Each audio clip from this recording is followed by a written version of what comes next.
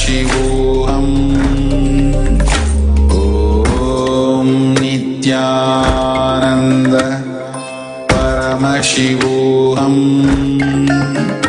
Om Nithyananda Paramashivoham. Om Nithyananda Paramashivoham. Om Nithyananda Paramashivoham. Om Nithyananda Paramashivoham. Om Nithyananda Paramashivoham. Om Nithyananda Paramashivoham. Om Nithyananda Paramashivoham. Om Nithyananda Paramashivoham. Om Nithyananda Paramashivoham. Om Nithyananda Paramashivoham. Om Nithyananda Paramashivoham. Nithyananda Paramashivoham. Om Nithyananda Paramashivoham. Om Nithyananda Paramashivoham. Om Nithyananda Paramashivoham. Om Nithyananda Paramashivoham. Om Nithyananda Paramashivoham. Om Nithyananda Paramashivoham. Om Nithyananda Paramashivoham. Om Nithyananda Paramashivoham. Om Nithyananda Paramashivoham. Om Nithyananda Paramashivoham. Om Nithyananda Paramashivoham.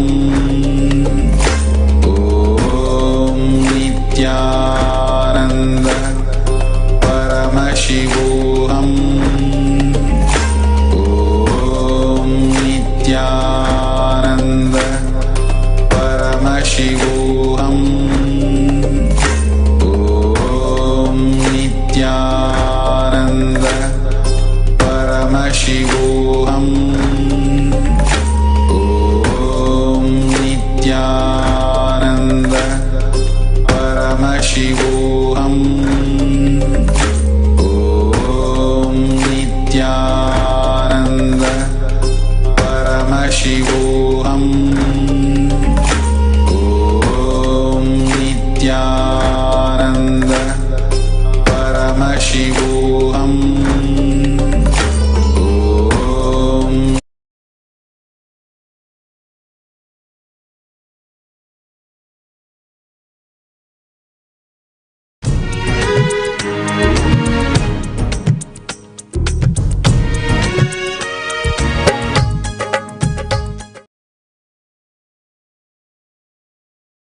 नित्यानन्देश्वर समारम्भाम् नित्यानन्देश्वरि मध्यमाम् अस्मदाचार्यपर्यन्ताम् वन्दे गुरुपरम्पराम्। I'll continue to expand on the 18th verse of Isavasya Upanishad. Agnena yasubhataraye asman vishwani deva vayunani vidvan yuyot yasya majjuhuranamena bhuyishtam te nama uktim videma. Listen. O Agni, the fire god, knower of all our actions and all that is worth knowing, you must take us along the righteous and auspicious path of completion, leading us to experience the supreme consciousness, the original space of complete completion. O God, consciousness, may you remove all our incompletions that are obstacles on our good path of completion, beyond coming and going, birth and death unto you. We surrender with many reverential words, bowing down again and again. Listen. The first part of the verse I explained, the best prayer you can do is lead us to, take us along the righteous and auspicious path of completion, the original space of complete completion. The next line, O God, consciousness, may you remove all our incompletions that are obstacles on our good path and completion, beyond coming and going, birth and death. Understand two important sacred secrets you need to catch in this verse. One, listen carefully. The first, innocent surrender. Please understand. I am not saying ignorant surrender. Ignorant surrender means you do not know what is surrender. You do not know to whom are you going to surrender. You do not know what is going to happen after that surrender.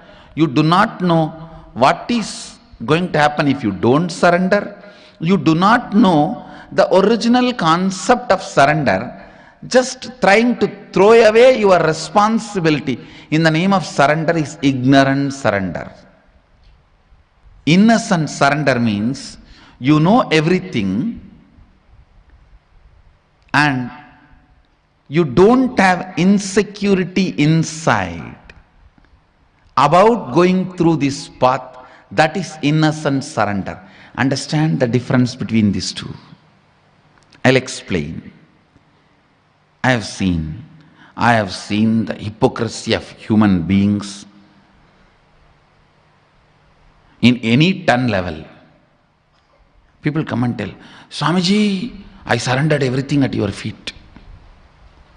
In the end of the one-day program, during energy session, please cure my cancer. I tell them, all right, stay for 2-3 days, I'll heal you. No, tomorrow morning I have to go for my work.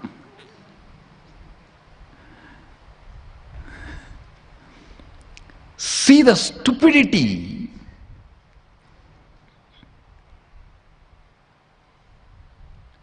No, I surrender to you, you heal now and send me for my work.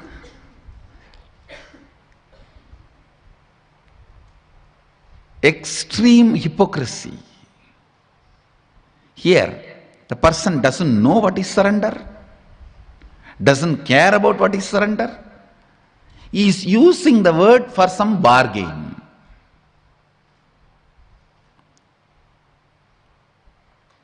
Innocent surrender means you have a thorough idea what is surrender, to whom are you surrendering, What will happen after that? What will happen if you don't? What is the right context? Everything. You know the whole thing, and you do not have the fear of transformation it is going to bring inside you. Understand? You do not have the fear, the transformation it is going to bring inside you. What is exactly you are afraid? With surrender, suddenly your own taste about life may change, which you are afraid of. Oh God, I may suddenly start liking something else. Then what will happen to all the things for which I worked for 10 years? What will happen to that house which I brought designing, which I built designing every room? What will happen to the car which I bought enjoying the mirror, side mirror, front mirror, clock, these, that, so many things?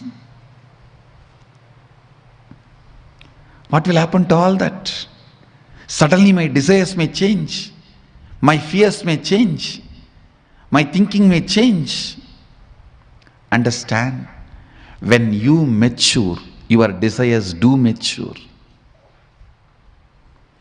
If you decide your desires should not get matured, you stop your maturity. You stop your maturity. Maturity of the desires and fears is what I call renunciation. Renunciation is not denunciation. Understand? In Hindu tradition, Vairagya is not Aragya. Viraga is not Araga. Renunciation is not denunciation. Maturity getting added to your desires and fears. Understand? You might have heard thousands of conspiracy theories. I give you the worst conspiracy done against the humanity is creating a fear in people about the possibility of their desires getting matured. Understand? There is a worm sitting inside that small shell, and if you frighten that worm, hey, if you become butterfly, how will you eat? Here at least your food is guaranteed. Inside the shell itself you have a food, and nobody can attack you. If you become butterfly, how will you save yourself? What will you eat? I tell you, trying to suppress human beings without letting them taste off the grid life, is the greatest conspiracy. I tell you, all the best things India has, Sanatana Hindu Dharma has, is by the rebels who learned to live off the grid when they were young. When you are young, learn to live off the grid. The powerfulness that brings inside you. After that, even if you are hooked to the grid will be at your feet, not you will be at the feet of the grid. After that, nothing can bind you. I am glorifying all this by wearing them, not getting glorified by all this by wearing them.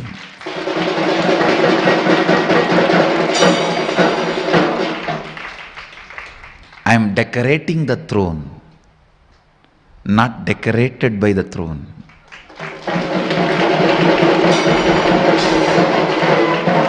I just want to make a statement to the world. All these traditions of Hinduism need to be revived, relived, enjoyed, cherished, spread, enriched. Because this tradition taught me to live off the grid.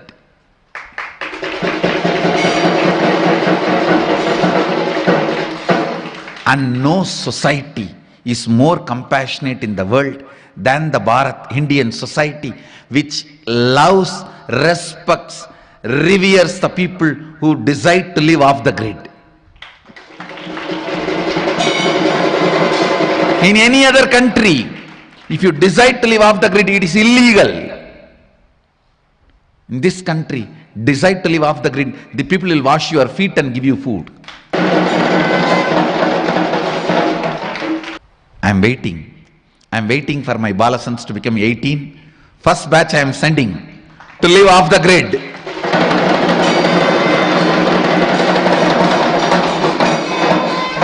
That is going to be the grand finale for my Balasans.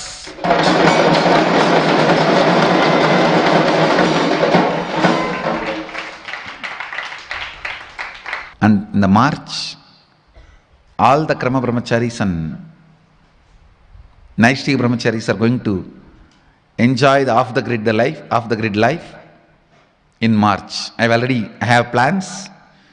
All the Krama and Naishtika and the Ashramites are going to enjoy off the grid life in March.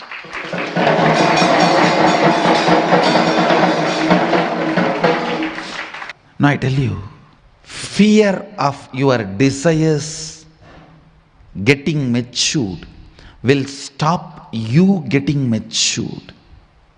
Any society frightens its people about maturity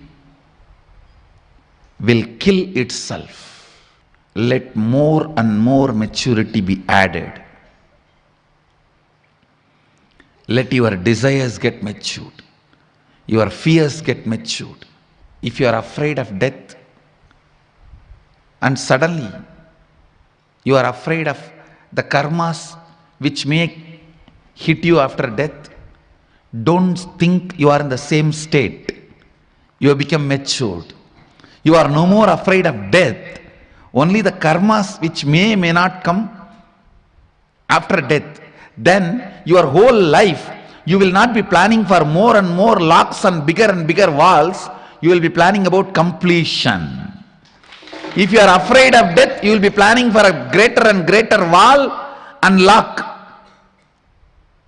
If you are afraid of the karma, you will be planning for more and more completion.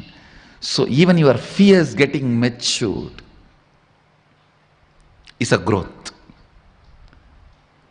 With surrender, the first thing you will experience is your desires and fears will get matured. And they will completely disappear. That is different. That is the ultimate experience.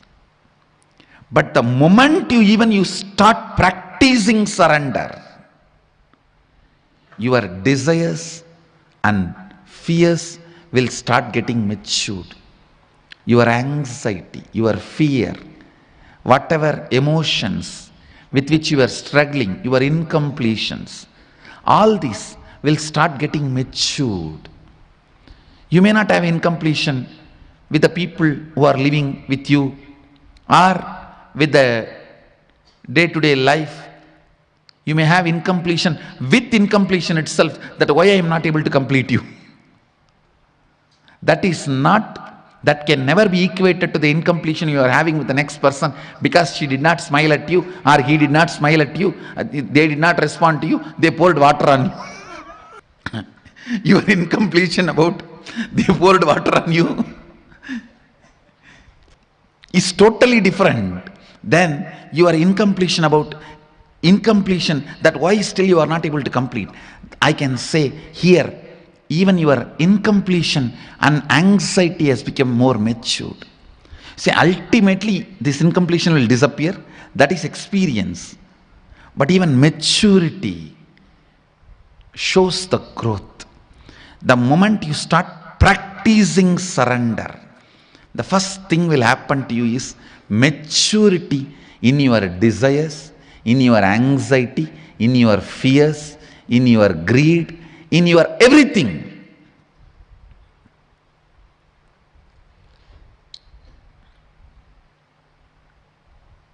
I tell you, live with the people who are matured. You will love the life. You will love the life. This whole prayer, you see, such matured prayer, matured surrender.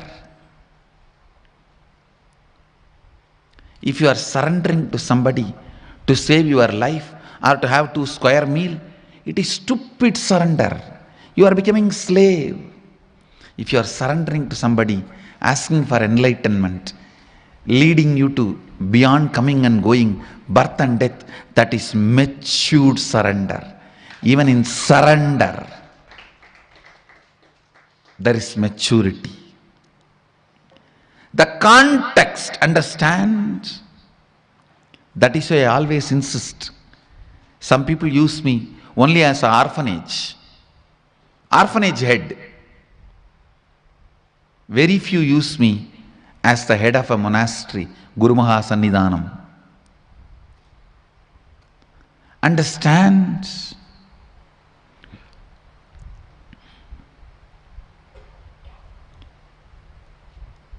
Your surrender, your fear, your anxiety, your desire, everything will get matured the moment you start practicing surrender.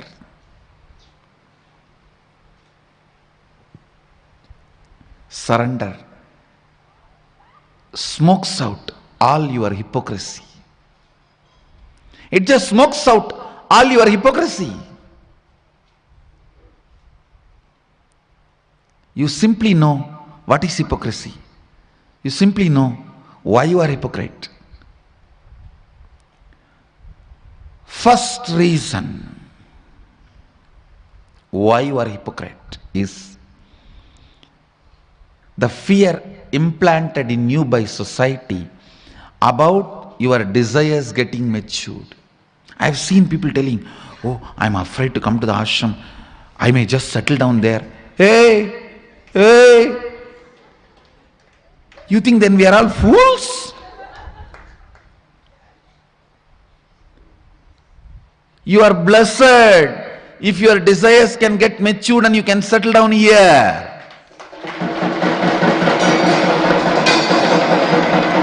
It's only the people whose desires were matured can settle down here. Otherwise, I have enough bhuta preta ganas to pour water on you.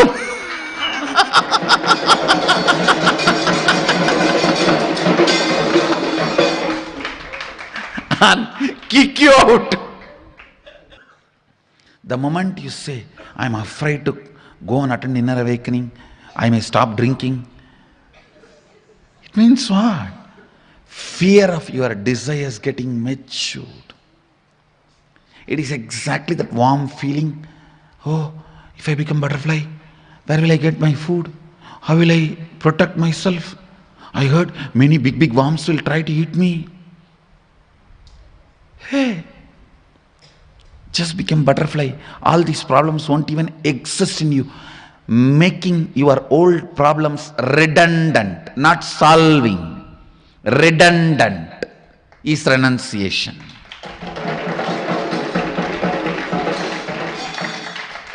They just become redundant to your life. The more and more practice of surrender will more and more smoke out the hypocrisy with which you are hugging. Cuddling with hypocrisy is not cute. Understand? Hypocrisy is not cuddly bear. It is cuddy bear. Not cuddly bear. Cuddy bear means the bear going to bite you. Don't cuddle with your hypocrisy. No. Celebrate your desires getting matured. Celebrate your fears getting matured. Celebrate your anxieties getting matured. Celebrate your decisions getting matured, celebrate your vision getting matured, you will celebrate surrender. Because in real surrender, spiritual surrender, the worm is becoming butterfly. The other day I saw a Facebook posting. A worm and the butterfly, both of them are sitting on the table in restaurant. Worm says, "You have changed in 1 month." Butterfly says, "Yes, Nithyananda effect."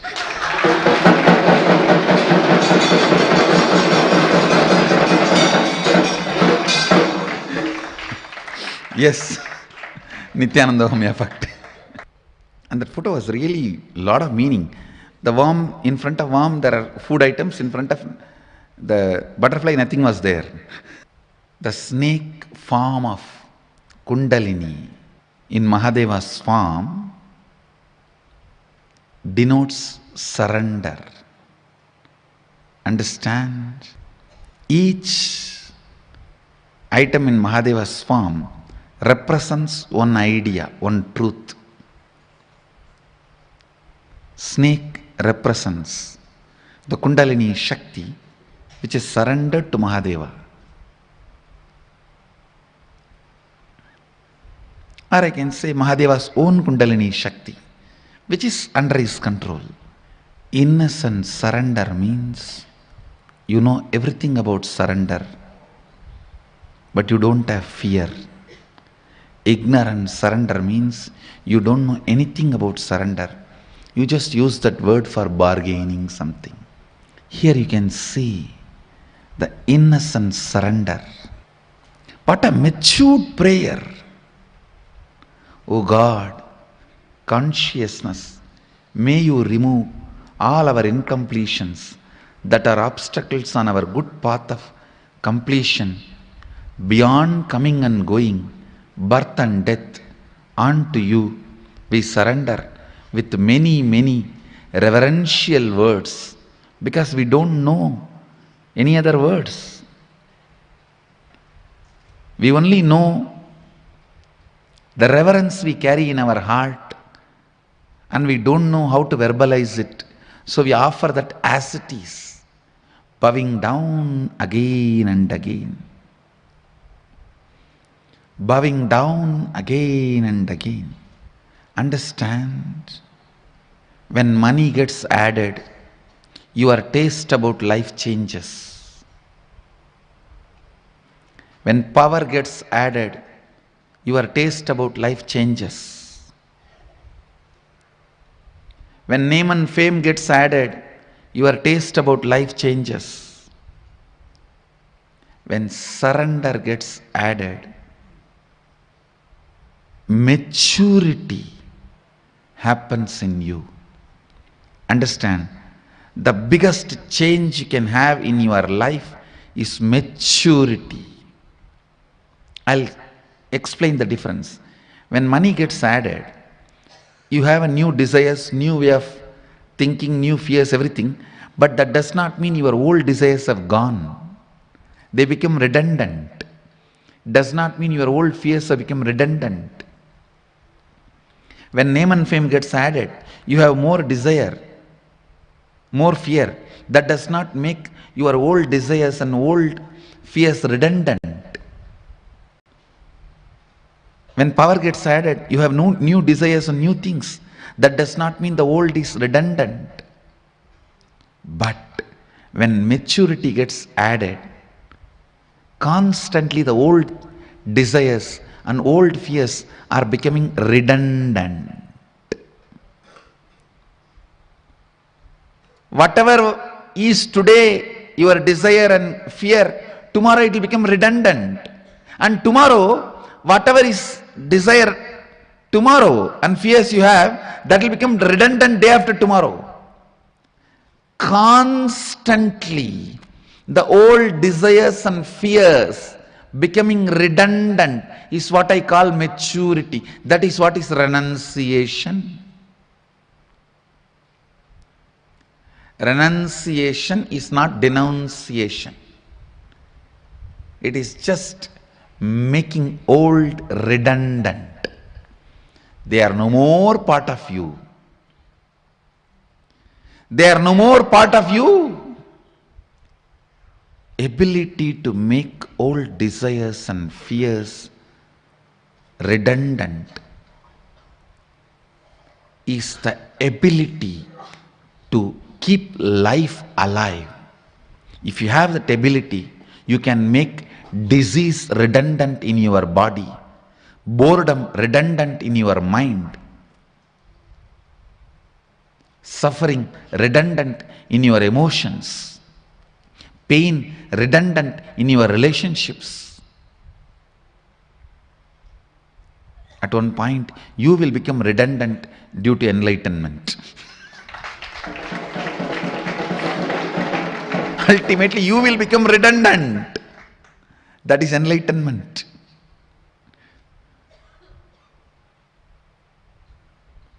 Making things redundant in your life. Making things, places, people redundant in your life. When you mature, the people who all the time talk about share, clothes, car, bank balance, your net worth, they become redundant to you. And I have seen these stupid NRI parties. All the time these donkeys talk about only this. The moment they gather, what is the share? What's the car you are driving? How many swimming pools you have in your house? How many bedrooms you have in your house? Do you have a tennis court? Make all these people redundant in your life. And when these women gather, oh God, NRI women, sari, jewelry, kitty party, make all these people redundant in your life. When your taste changes, they become redundant. When you get matured, they become redundant. The innocent surrender, where you know everything about it, you are not afraid of it. I tell you, the fear of maturity is the worst fear taught to humanity. This is the biggest conspiracy done against humanity. Attack on your body is chemical agriculture and pharmaceutical companies. Chemical agriculture and chemical medicines is the attack on your body. Overly sex and violence based entertainment is the attack on your mind. Fear of the maturity is attack on humanity. Understand, I am neither revolutionary nor rebel, I am just evolutionary. Maybe I can coin a new word, revive evolutionary.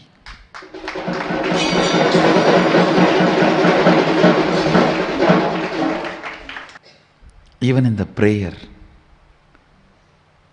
what a maturity. This one verse, I feel there is so much to tell about this verse. That's why I am not moving. Maybe the first day of the inner awakening, I will start the Kenopanishads. February 4th.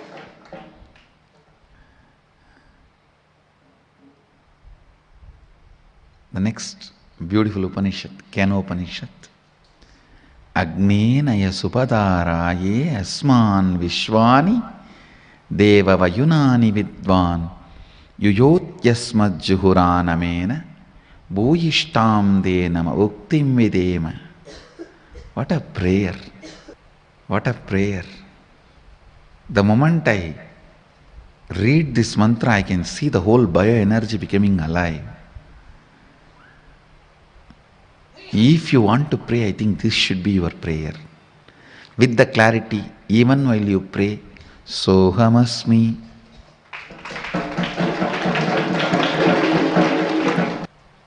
with this prayer.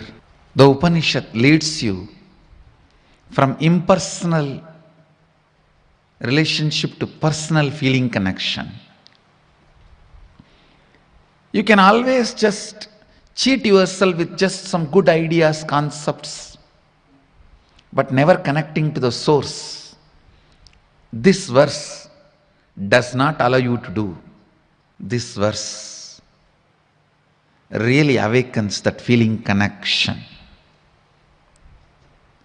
Essence of today's satsang, innocent surrender, not ignorant surrender. With this, I bless you all. Let you all radiate with integrity, authenticity, responsibility, enriching, causing, living Shuddhadvaita Saivam, the eternal bliss, Nithyananda. Thank you. Be blissful.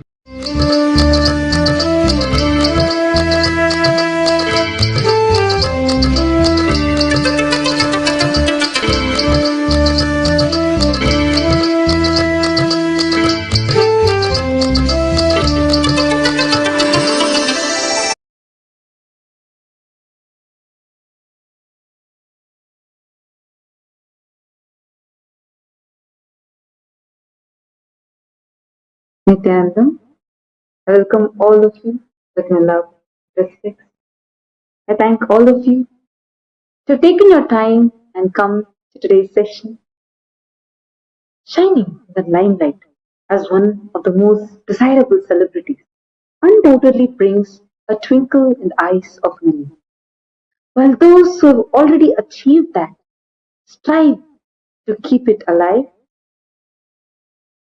we are going to meet someone who has chosen otherwise, from celebrity to a sannyasi.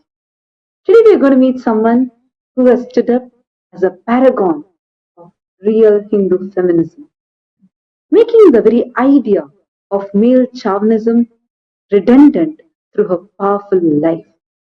Someone whose every decision powerfully impacted society's ideas of gender equality, which is just confined to mere cerebral opportunities.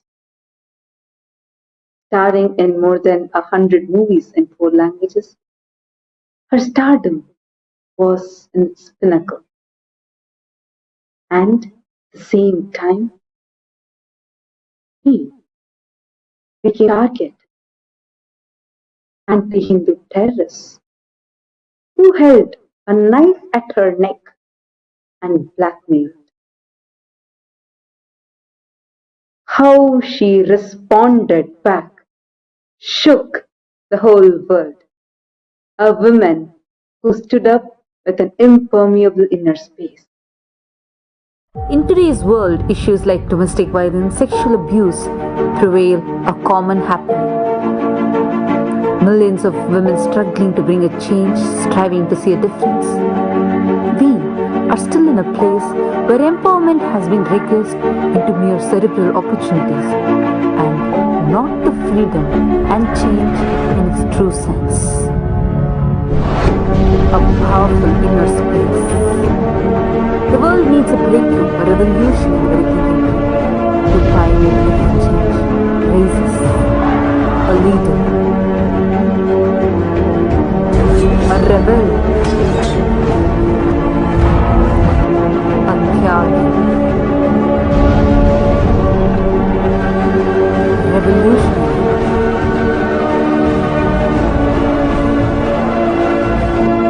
a power,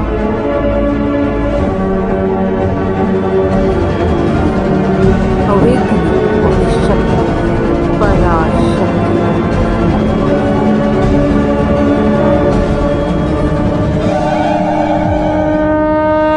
For the world today, Paramashivoham himself has descended yet again to the powerful change to redefine and awaken the very Parashakti.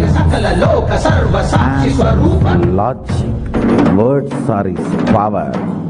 Woman is emotion, her breathing is her power. Understand, chaste breathing is a command given to cosmos.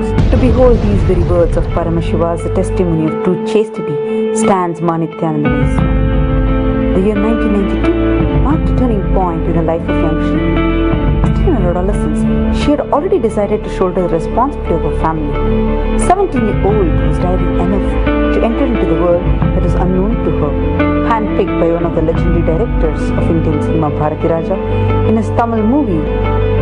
The same year, she made her debut in Kannada and in the Telugu industry too. Her courage and charm was persuasive enough for her to garner people's love and quickly rise into fame as Ranjita in a very short span of time. Her dedication, passion and love for her work drove her to span in more than 100 films across 4 languages. Touching the peaks in every language, she was rooted with many top directors and actors.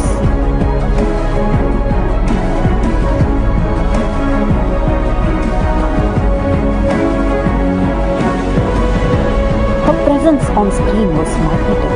It soon garnered her the Nandi Award in the year 1996. Touching the pinnacle of success in cinema led her path into advocating tirelessly to bring out positive change for women, and became an ambassador for various NGOs and started volunteering in various organizations for various causes.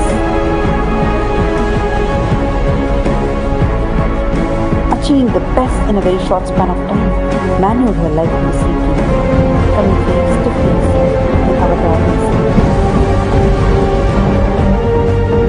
His Divine Holiness, Bhagavan Shri Nithyananda Paramashivam. By 2009, His Divine Holiness was already a huge phenomenon for the youth. He was just 30, but already millions by then had realized that he was an avatar, a beacon of spiritual knowledge, who could translate the difficult sacred texts as practically applicable solutions in the modern world and giving it as a direct experience. Millions were drawn to him from worldwide for his mission, passion and hard work. And Ranjita was one of it. In a place that was known for fastly progressing towards atheism, Swamiji's proactive contribution to humanity and Hinduism posed a threat for many who believed Hinduism was going to face extinction. Intolerant of Swamiji's hard work and the huge mission getting established in all its glory, extremists and anti-Hindu terrorists devised a malicious attack and decided to use Ranjita as a weapon, one of the worst ever persecution executed. More than 100 assassination attempts on Swamiji. While this vicious attack made many believe that the whole mission has come to an end, what took humanity by a shock was Swamiji not only revived his mission partly and is worshipped by millions worldwide as the supreme pontiff of Hinduism, leading the 2 billion Hindus all across the globe, but also his commitment to Ranjita as a guru despite the attack and spiral abuse, while many were still struggling to fathom the extent of Swami's compassion. Ranjita made heads turn around with awe and support, their innate strength, the determination, courage and self-respect of a powerful, chaste woman. She decided to fight protect me under these circumstances. Especially not when you're threatened with arrest for something you've not done. Yes, I am not the person in the video.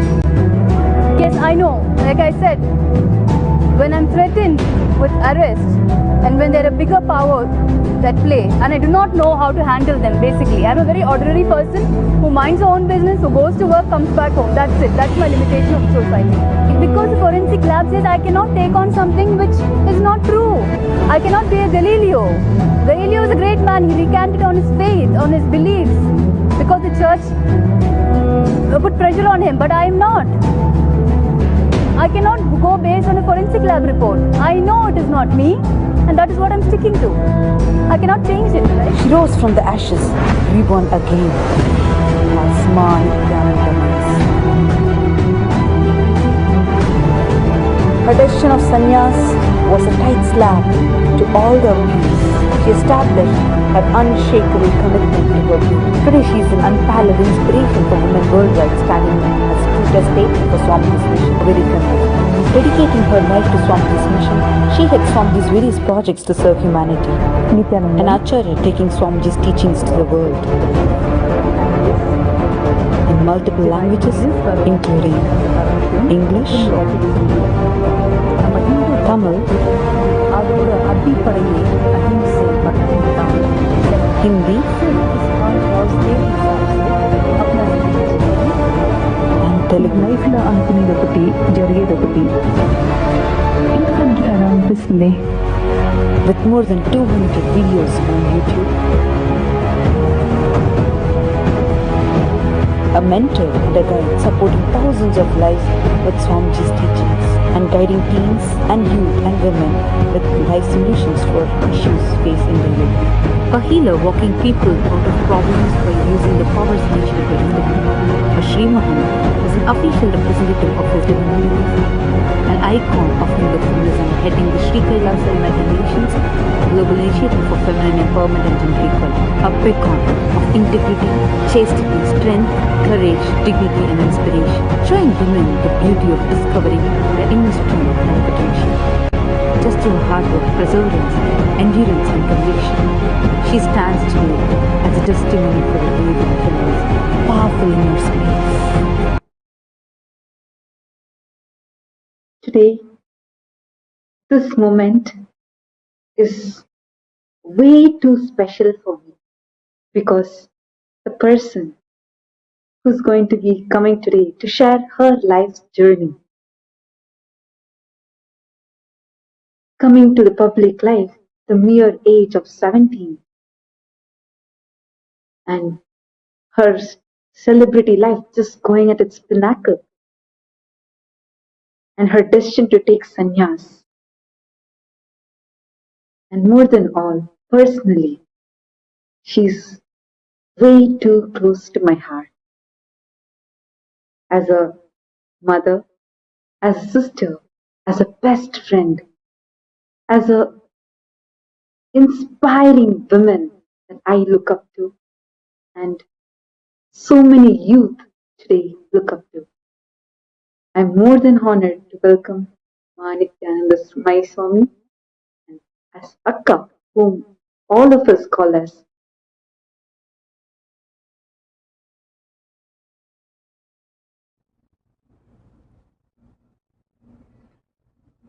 Nithyanandam. Actually, I'm just too excited. I'm sure Ma Tattva has already given all that we all could talk of, but having this opportunity today to directly talk with a person whom I idealize as one of the most, how a woman, a disciple, can be the best to her guru. Like, I'm sure I'm just 18 years old now, and I still have lots of dreams about how we all want how our lives to live, how I want my life to be with Swamiji, how I want to be part of Swamiji's mission. And I'm sure, like me, all the other sannyasis and all my sister disciples in Gurukul have. And Ma Nithyananda Swami, whom we all fondly call as Akka, is that one person whom we all look up to as what a woman can stand up and what she can do by being a part of Swamiji's vision. Just with our devotion to Swamiji, what is her strength and what all we can achieve in life.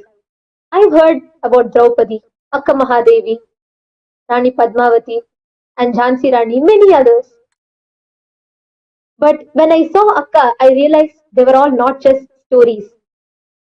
The innate strength those women had, the devotion and the chastity they were established with, I saw it as a reality with Akka. So I would like to welcome Akka, Ma Nithyananda Swami, here with us today. And I would like to start this auspicious moment with offering of my gratitude to Swamiji with prayer.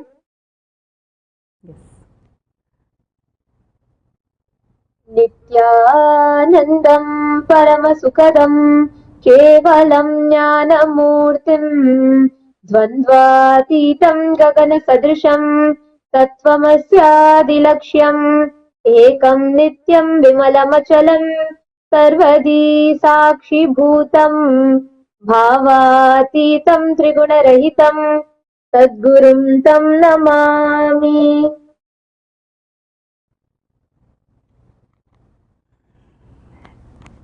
Nithyanandam Akka.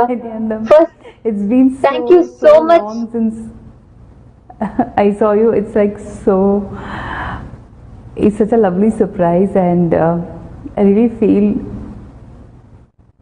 I mean, if I could virtually hug you, consider this as a virtual hug.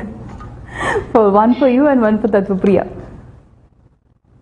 Thank you so much, Akka. Actually, here I'm more than excited because not just me, I'm sure all of us as Swamiji's daughters and Swamiji's own princesses, so many questions and so many visions that we all have, how we want to stand up for Swamiji's vision. And all our questions today, we got a chance to ask you. And I'm here like as a voice of all of them. So it's really, I'm so excited to have this conversation with you, Akka.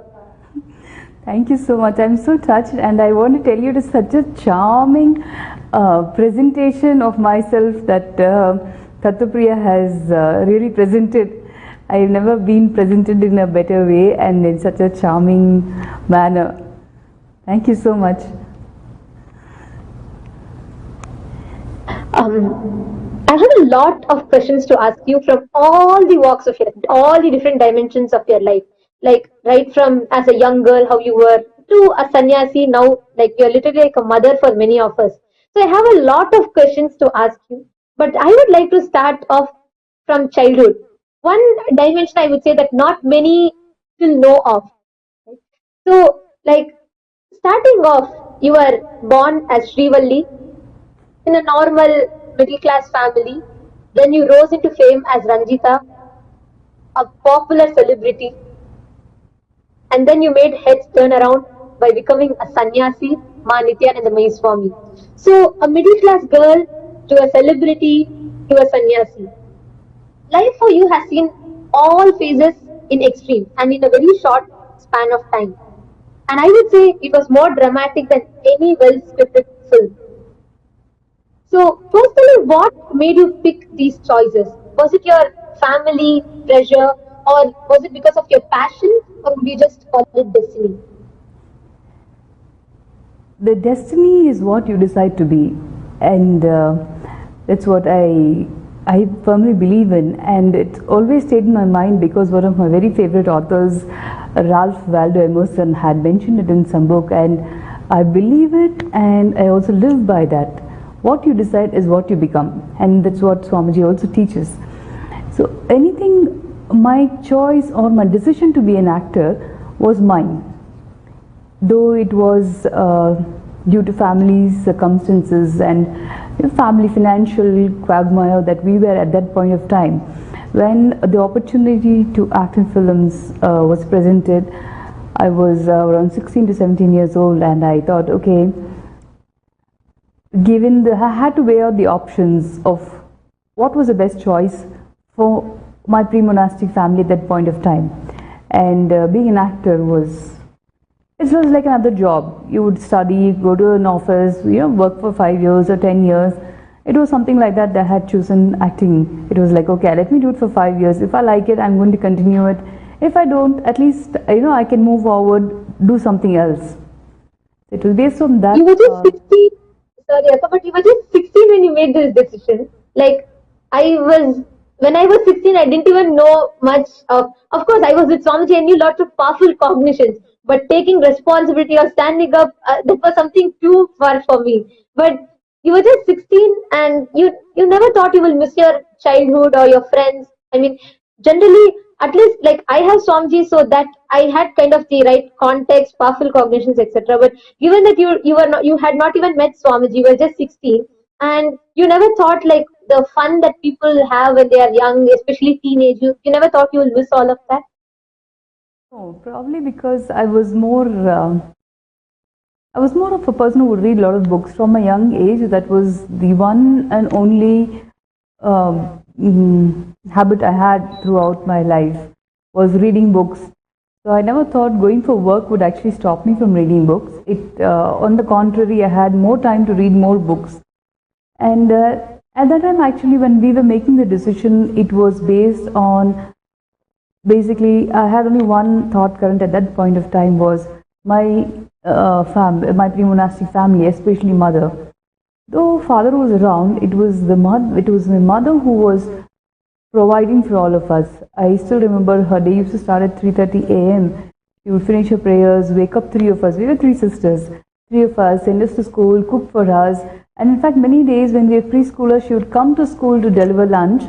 And in between, she would go out, sell pickles. She would go home to sell pickles so she could make money to provide good food and have the capacity to send us to good, decent schools.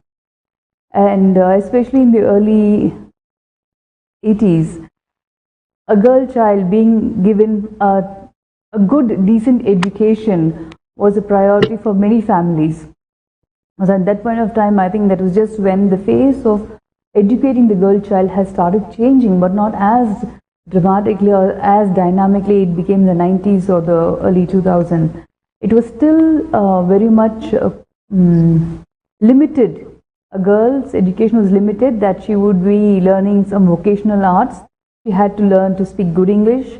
She could cook, she could play the veena, she could have dance, and maximum you could do was learn home sciences. I think that was the most preferred program in bachelors and schools, because it was more for the wedding market that girls were being educated rather than, for financial empowerment. But in our case, mother was on the, I think she was very progressive for her upbringing. She was a very rural woman who was brought up in a very rural, impoverished village kind of setup. But her vision for her three children was they should have the capacity to be financially independent, so they can make their life's choices without having to depend on someone, or because they are not having financial freedom to make their life's choices. So given that, mother had worked. I have not seen her actually take time off or go for movies or go to friends' houses. I've never seen that. So when our upbringing itself was not that, I even did not have the idea of, like what you said, going out, having fun with kids. But your choices of movies, Akka, so when I was actually going through in Google, I saw that you had done, like, in a very, very short span of time, you easily covered more than 100 films.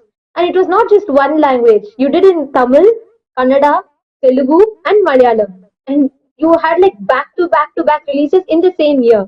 So how was that for you? Like, just at 16, you were so workaholic, actually, like so many, like literally even now I can see that any instruction, any vision Swamiji gives, I always see how you always will be so inspired, and you have been very workaholic now. But at that time, just 16, what was your passion? Like, what made you be so workaholic and do back to back projects like this? At that point of time, I never actually thought of that I was a workaholic. But when I came into the Adinam and I look back, there are very many times when I look back, I would see that, like what Swamiji says, what you learn from life is what you become. So when I started working at that age, I think that was the best thing that can happen to any human being, is you start working young, because you only think of work as a life. You don't have any parallel methods of in recreation. I only remember work is worship. The only other passion I had was reading books, like I said. So other than work being worship, I don't think I have any other cognition of life itself. So that was only now I realized that was such a good habit I picked up, whether it is Others started working because of this family circumstances, or because my entire ambience actually in the film industry, if you see, only people are hardworking who sacrifice their personal likes and dislikes for what they have chosen as their life's choices. Only they become successful. And there is a very contrary belief in among the public and in general understanding that in films you don't need to work hard, you just need to look good, and it's not that. In films it's much more harder to have a breakthrough, to have success, if you are not integrated and highly dedicated and disciplined. So I learned that from all my seniors, whether it be the respected and the most inspiring actors, Sri Shivaji Ganeshan, or my seniors like Miss Kushbu or Revati. All of them I have seen, they're highly disciplined and highly dedicated, and all the stories I've heard from the moment I entered into the film industry was of high dedication and simplicity and integrity to work, whether it's Ilayaraja sir or Bharati Raja sir. I have seen them from morning 6 a.m. they would work tirelessly to fulfill what they are passionate about. Great. Akka, actually, when you were sharing about your contrary, every choice you made, like even sannyas. So all your choices, in all your choices, was your family supportive or did you have to be a rebel? This is a question that I always had. Did you have to like fight for it or be very strong, or were your family very supportive about it? No, I think, like I said, one good thing was, I don't think in that age we even had the idea of children rebelling against the parents. Because at least ambience was not like that in my pre-monastic family.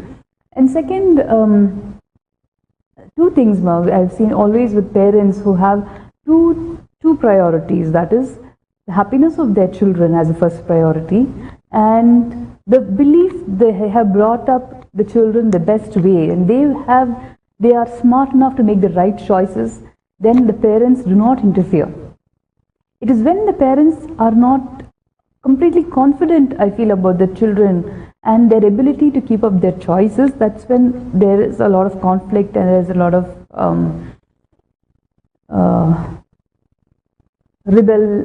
rebellious attitude in the family.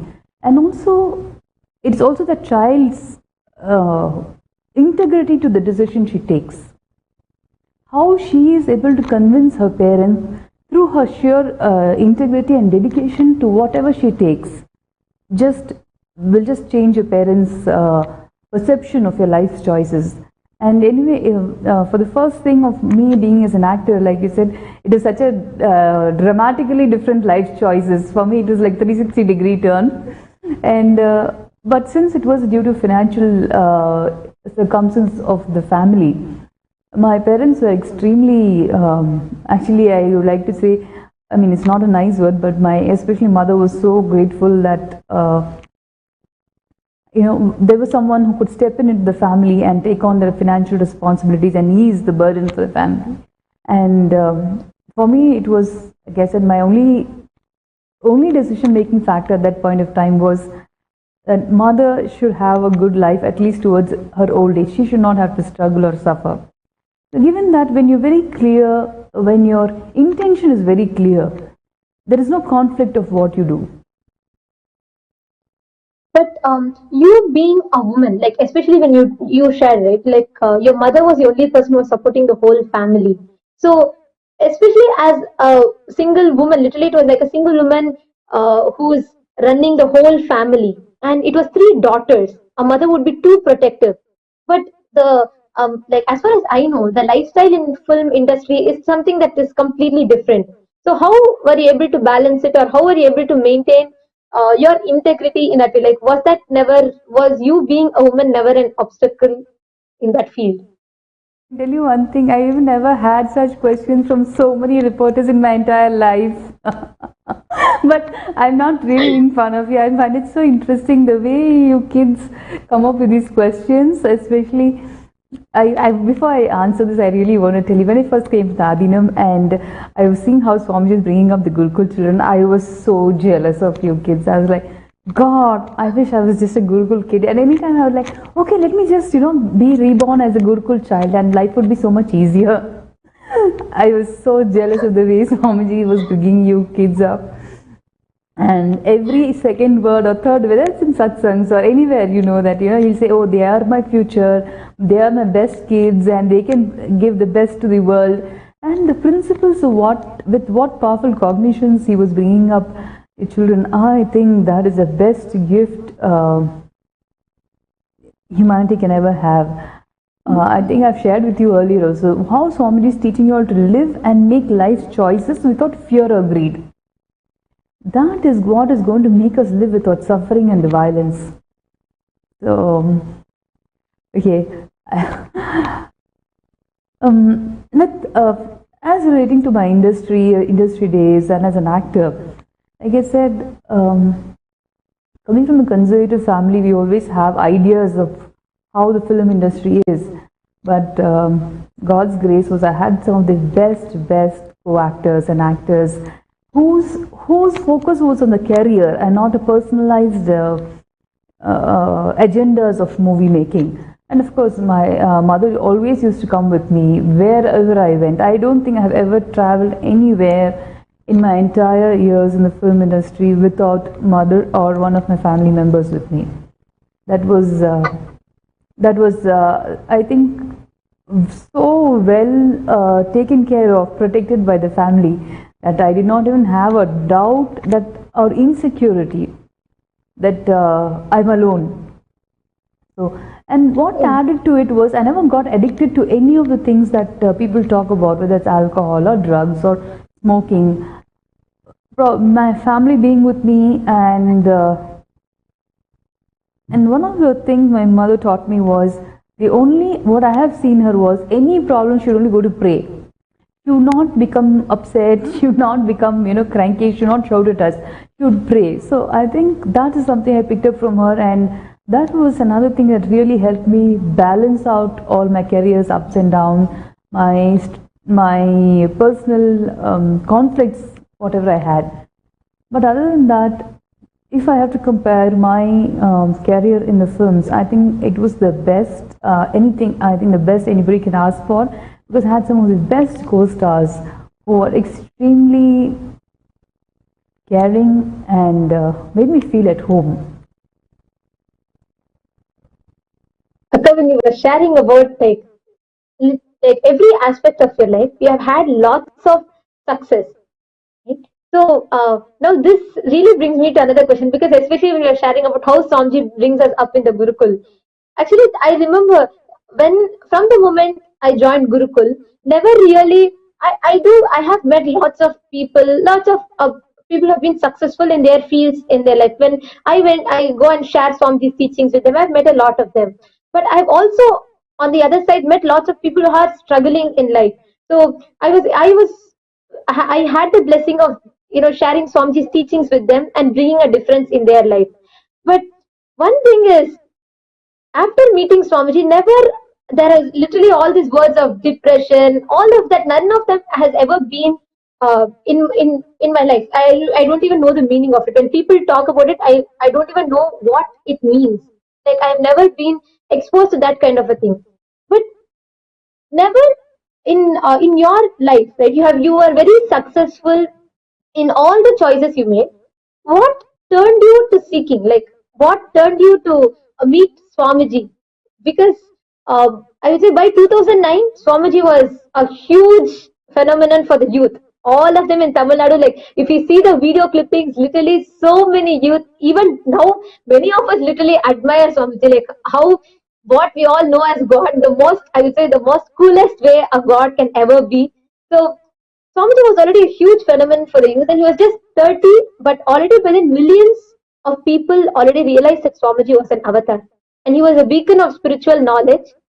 And Swamiji was giving so many sacred texts as practical, applicable solutions to the model world. But your career was world apart, because you had your own fan clubs, you had back-to-back films, when you were successful, you were literally in the heights of your career. How did you have that inner call, if that's the right word I can put? How did you have that inner call to meet Swamiji? Is it because you were always seeking for it? Were you always a very spiritually inclined person? Or how did that whole thing happen? See, I think the best answer I can give is refer to one of the Shastras in Skanda Mahapurana, which says, in Uttarakhanda, it says clearly, I think verse 280, it says, a disciple finding the greatest guru is only through the previous birth's punyas. And once we find such a guru, we are freed from the bondage of worldliness. I think that's the best description, because seeking is not something I was even intentionally looking at. I never, you asked me about 10, 12 years ago, would you ever become what is your life's goal and mission? I never would have thought being a monk or a nun or a sannyasi was anywhere in my periphery itself, not even be a consideration. And given that, I can only attribute that because I have no other great reasons where I can say I've been blessed in my life with as being a Swamiji's sannyasi or even as devotee or even a Swamiji's disciple. I met Swamiji in first 2009, and I was by that time looking at directing films. I had written several scripts and I had narrated a few of them to a few actors in Bombay, and I had almost my whole cast ready. My entire crew and cast was ready for my first directorial debut, which I was planning to start in October 2010 was the approximate time we were planning to start it. So, but despite this, my at that point of my time, my life's goals and vision was, make meaningful cinema through which you can add value to people's lives. And that cinema should be taken across to world international film festivals, and my dreams were all about, my dreams, my conversations, my dialogues with myself and my friends would be, oh, the Sundance Film Festival, okay, did you see the Oscars? Okay, this is how we need to get, this is what we need to do to get into the Cannes festivals. So this was my limited conversational, not even God or spirituality. But even though on one side I was having this larger goal and vision in life, there was something in me that told me, okay, this life, yes, I am running behind my dreams, I am doing what I feel I should be doing, but somehow I was not completely complete with those decisions, because I felt this human life, there is something more that I needed to do, rather than just run behind my dreams or satisfy my ego. There is something I'm missing. There is some larger picture of what I was missing. And I could never pinpoint or even find what it was. In that sense, yes, I understood that as seeking as your higher self, when I heard Swamiji mention recently in a satsang that every one of us seek for something unique in us, and that is only seeking. That is when I started thinking back and putting and mapping it to what Swamiji said, I understood that as seeking. But at that point of time, if you had asked me if I was seeking, I would say, no. I mean, why would I do it? I mean, I was happy, I had a great family, I had a great friends, I had a great career. But yes, in that sense, absolutely, I was seeking to achieve something more, do something more unique, which we could leave behind for the next generations. Because even though your seeking led you to Swamiji, like you beautifully explained what seeking you had and how it led you to Swamiji, but there would have been one moment for you where you would have clicked.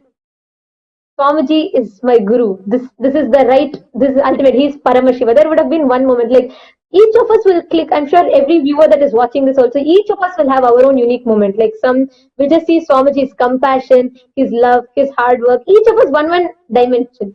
What is that moment where you clicked? He is Paramashiva and he is ultimate. Like what is that one moment?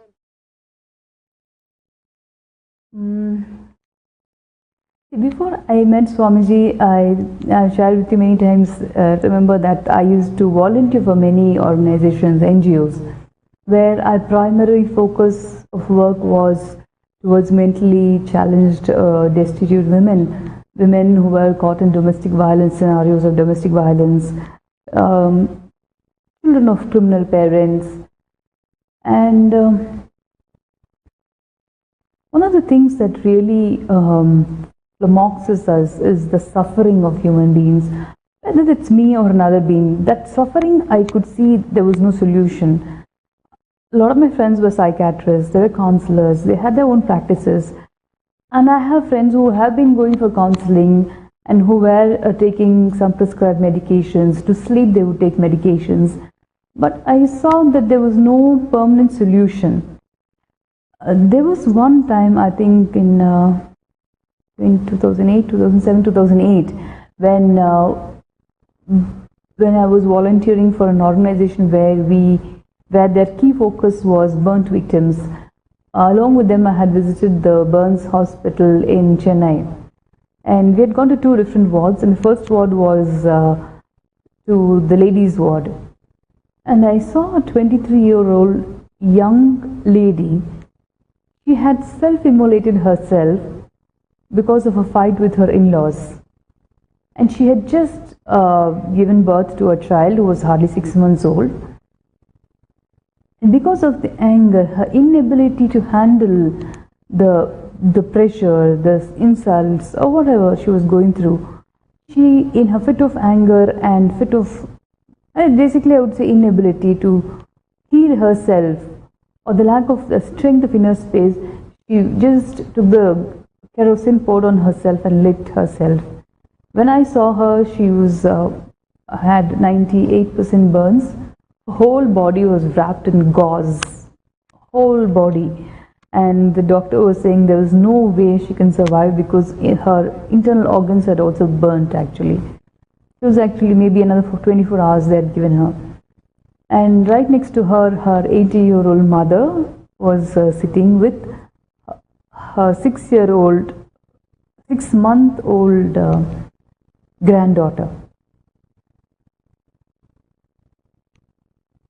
That moment, it was like, what for she would do that? She has a child. Where will the child go? Even for a moment, she could not think that if my in-laws or my husband is so evil and wicked, how will they take care of my child? Who is there for my child? Even that, she did not have a sane thought. Her grief, her anger, her inability to handle all the sufferings and insults just took away the sanity of her, not only her life, her child's life. Yeah.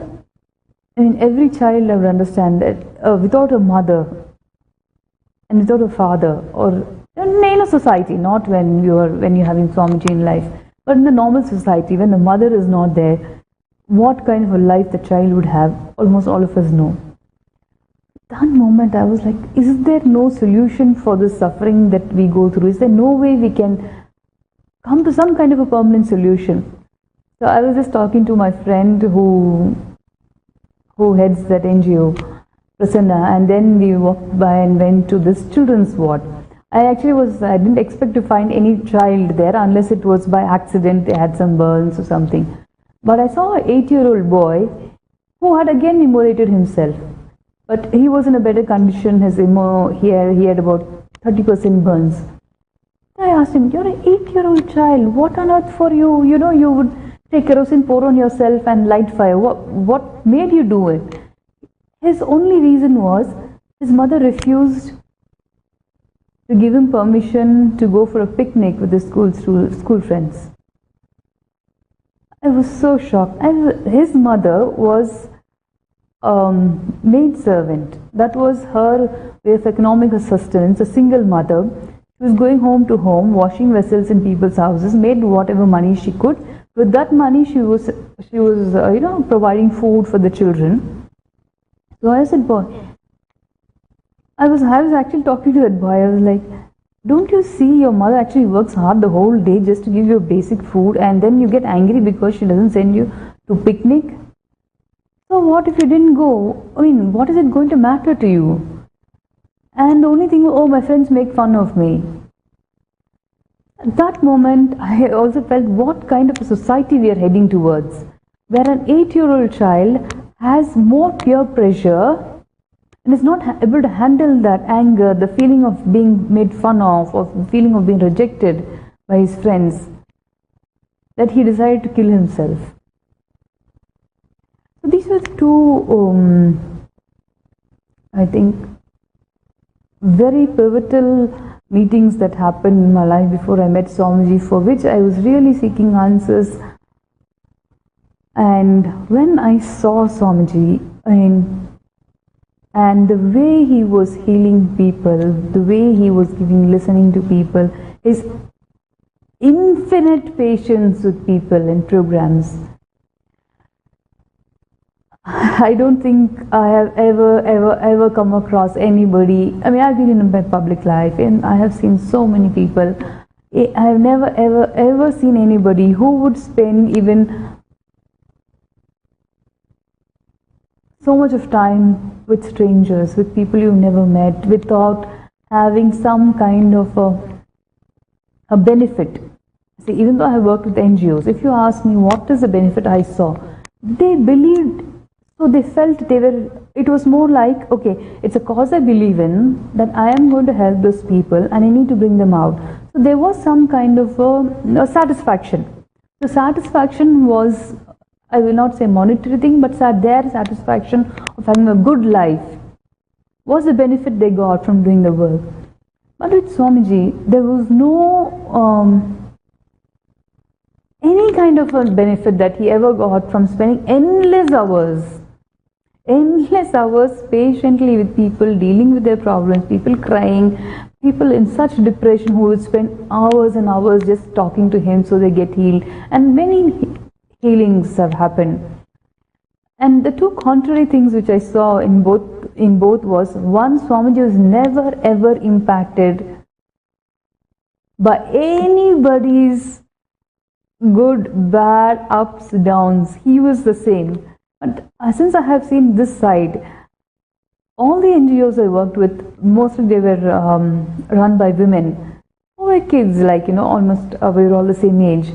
But after they started dealing with all the stress, each one of them started having some kind of a mental or physical problems. Now, the two of my friends who were working with mental health, one has a bipolar and one has something else. All these variable diseases that are there on the internet. And when I saw what Swamiji could, I will not even say contribute, I think any English word, I'm not able to actually fit into what Swamiji's impact is on human beings. The impact of human beings that only Swamiji could ever have, and only because of his infinite patience and compassion, I was completely, there was no second thought beyond anything that he was the ultimate guru and the ultimate incarnation, because only he can have so much of patience with human beings. There's nobody else. Yeah, I think even our parents were patient at one point of time, our good friends, but never Swamiji. I've seen that. Actually, when you were sharing about this, I remember that I have seen kids coming from countries like Malaysia where they had very luxurious life, and also I've seen kids who are drug addicts just by the age of 12 or 13, who have been literally into prisons and fights like that. But after coming to Swamiji in 21 days, literally they were able to sacrifice. I would not say sacrifice, that's not the right word actually. They were able to just get out of all of that instantly, not having to struggle like how we go for rehab outside and nothing of that sort. Just that power of Swamiji's initiation or just that decision, that instantly everything is just cleared. And I have seen kids take the path of training to sannyas and become part of Gurukul. So, but when you were sharing these incidents, Akka, how these women had struggled in life, how these women suffered in life.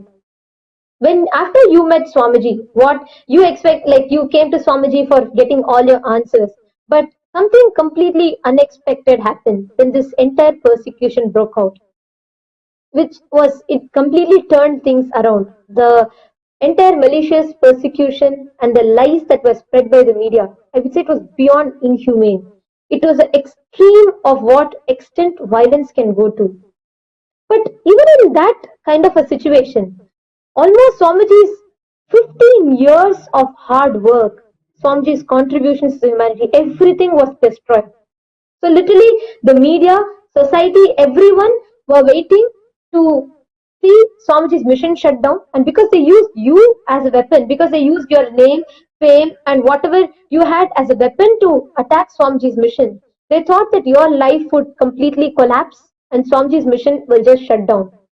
But what really took, I would say, the entire humanity by a strong shock was Swamiji did not just revive the entire mission back, and Swamiji, it did not just stop with Swamiji becoming the supreme pontiff of 2 billion Hindus, but Swamiji's commitment to you as a guru, his commitment to every being, especially in spite of this worst persecution, even this could not stop Swamiji from fulfilling his commitment to you as a guru.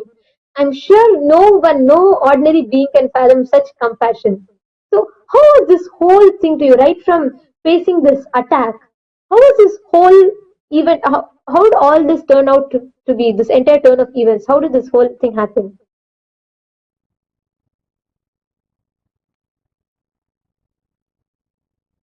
Okay.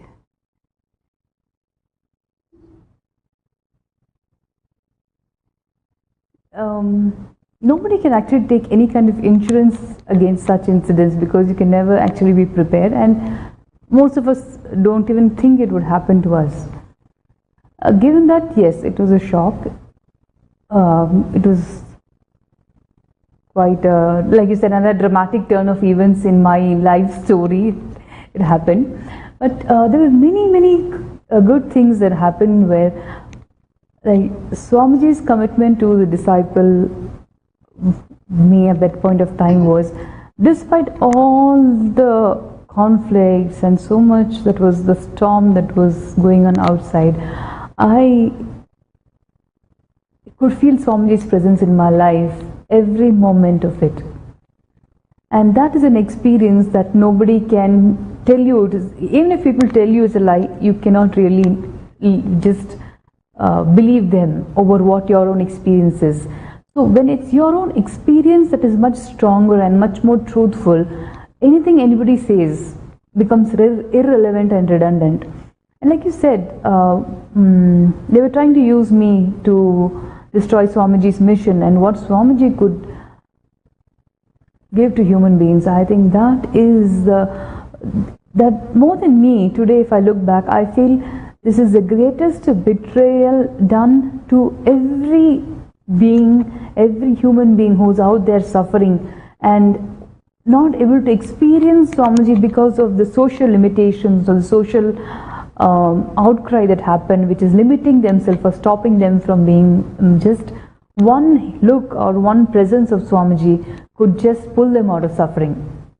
But unfortunately, because of this whole media attack and the anti-Hindus and anti-Guru mercenaries who went all out to destroy Swamiji's mission using a woman.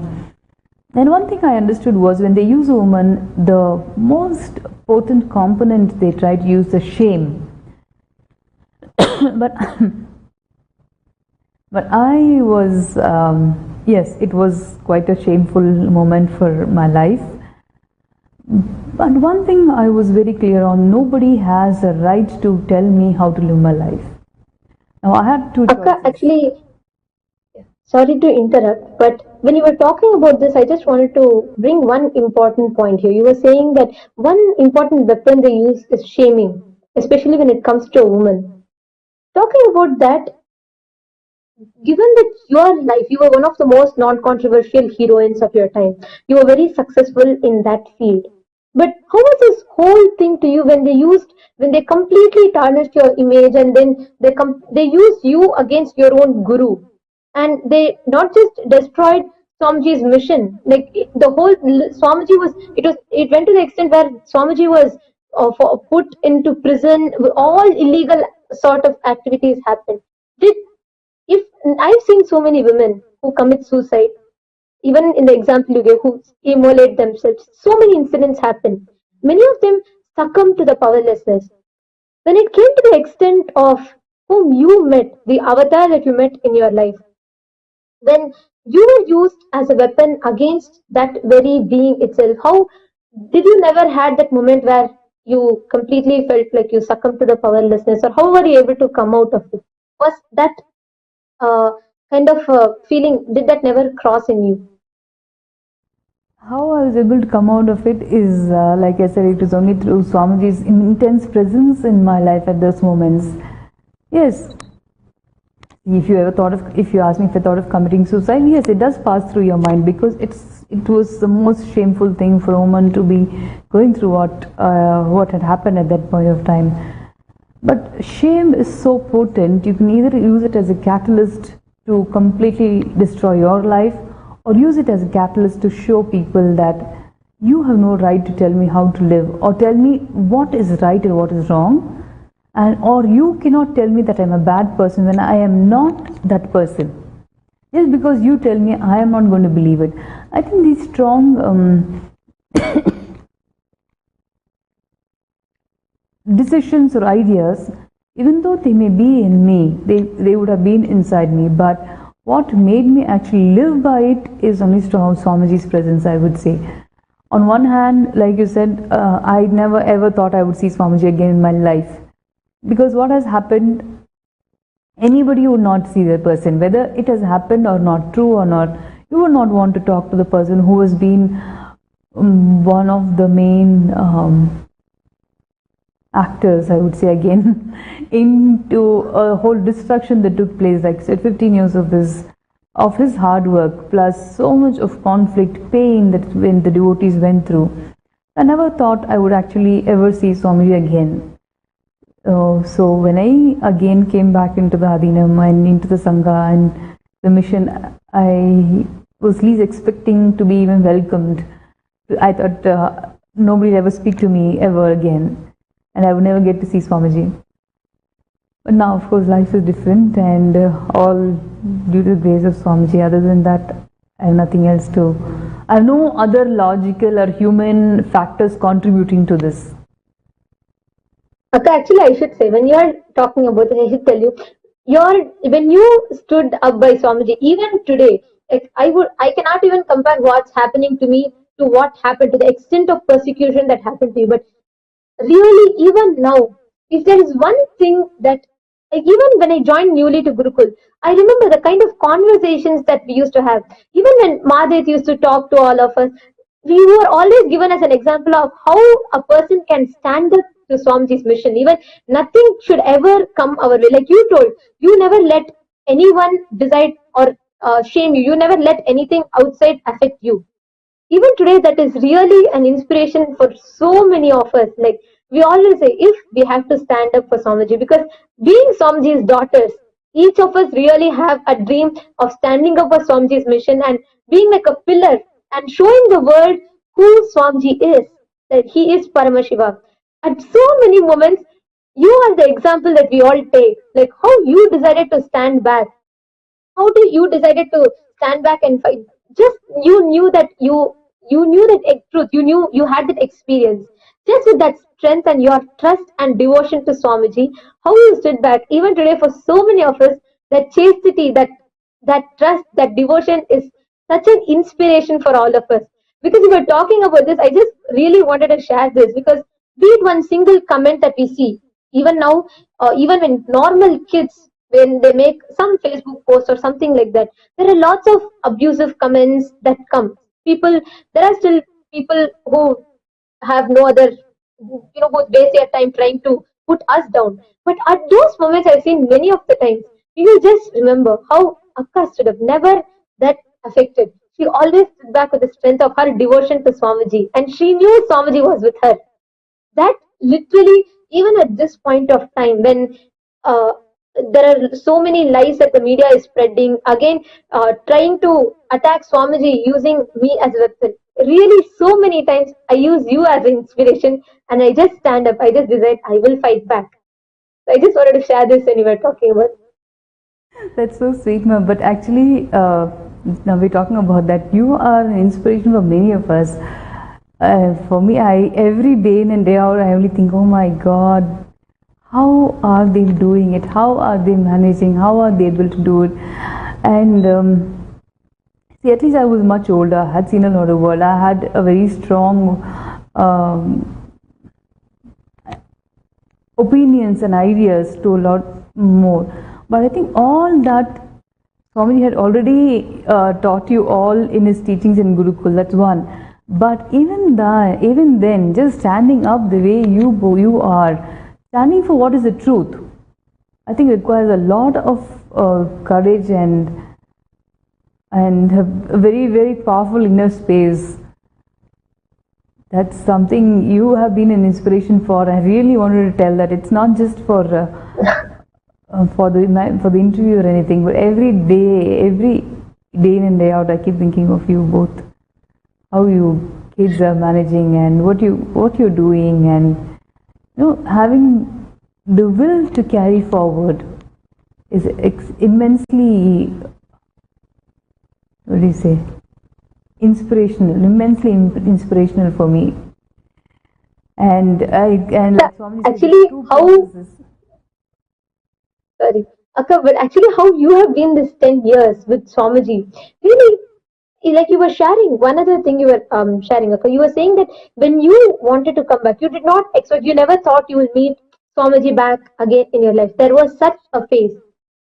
How was your decision? Because your comeback was not, you did not just normally come back and join. You took sannyas, which was a totally unexpected decision.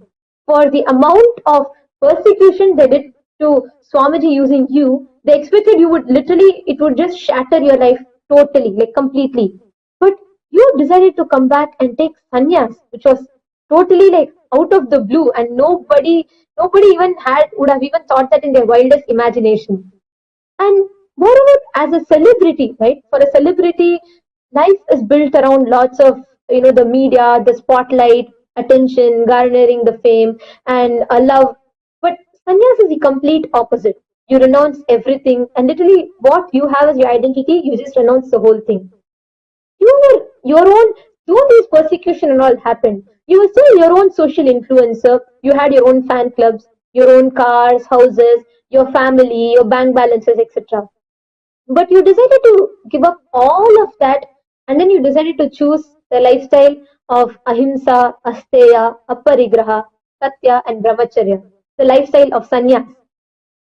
How did that decision happen? What was that moment where you decided that you will take sannyas? Was there any struggle? Did you have any inner conflict? Or how did that bridging ever happen from that life to this decision? When I did not have an inner conflict, because I was very clear, one, that I wanted to become like Swamiji. Swamiji, living the principles that he talks about.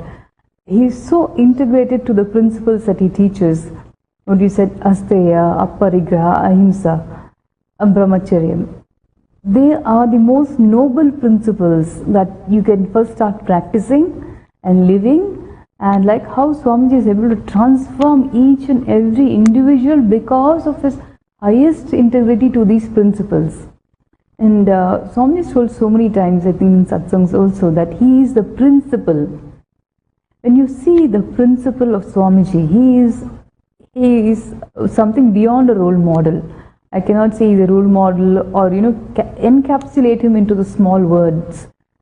And I was very clear that if I wanted to make some kind of a good contribution to the next generation after my death, that's always been my driving factor. One of my driving factors was, what am I going to leave behind? What is it good we can leave behind? I think most human beings think like that. What can I leave for my next generation? What is a good thing I can leave for the next generation? And remember earlier in this interview when we were talking, I said I was looking for that unique thing in life which I knew I was still seeking, even though I had so many things I was keeping myself busy with. When I decided to take sannyas, I felt that puzzle has become complete. And that unique thing in life, or that what seeking I was, the vision for life. Sannyas gave me the vision for life, and sannyas also gave me the clear path that this is it. You cannot have a plan B. The moment you have plan B, plan C, plan D, then your vision for life is not clear. You always have an option for failure. But if your vision for life is very clear without a plan B, then even through failure you will work for that success. You may fail 10 times, 15 times, but if you're very clear, this is my vision for life, and I don't have a plan B, the moment we remove plan B from your life, the vision becomes so focused. And what more nobler cause you can live for in this planet than you know, and people who have seen her mission knows. But the mission is nothing but what Swamiji has contributed for people. Our mission takes care of young pregnant women who are handheld through the emotional, psychological, physical welfare for healthy children. From that we start to healing the wounded souls, to giving empowering cognitions, liberating cognitions to people, to teaching them what your thought current is. It's actually you're empowering them. They're not dependent on us. The science is so beautifully Swamiji has designed. You empower them, teach them the principles, and then they take it and they practice it. They do not have to come back to us. When you do, I really don't see anything more nobler in this planet, more nobler that the life can do, a human being can do, for me personally. And I would tell this for anybody, if you ever want to leave something good for your children behind or for the next generation behind, the best thing you can do is take sannyas, because it's the most noblest of life. And only by living these highest principles of ahimsa, asteya, aparigraha and brahmacharyam, I think you can create such an immense change in the way the world is today. There is so much of suffering and violence in the world. Yes, Mayi, you want to say something? Yes, Akka. Akka, you were talking, sannyas, like you're saying, there are so many causes that you wanted to stand for. I just got a question when you were sharing that. Because even your life before Adinam, before you came to Adinam, you still were part of so many NGOs, like you were sharing, you had met so many people. So what is the difference? Like you could have still chosen to continue the philanthropic activities for your spiritual growth. But what is the difference between doing like what you are doing as with being part of so many NGOs and the normal contribution versus sannyas? What catalyzed your decision for sannyas given at the time period also when you took in this whole persecution? So how did that happen? What do you see is the difference between being a part of an NGO and taking sannyas?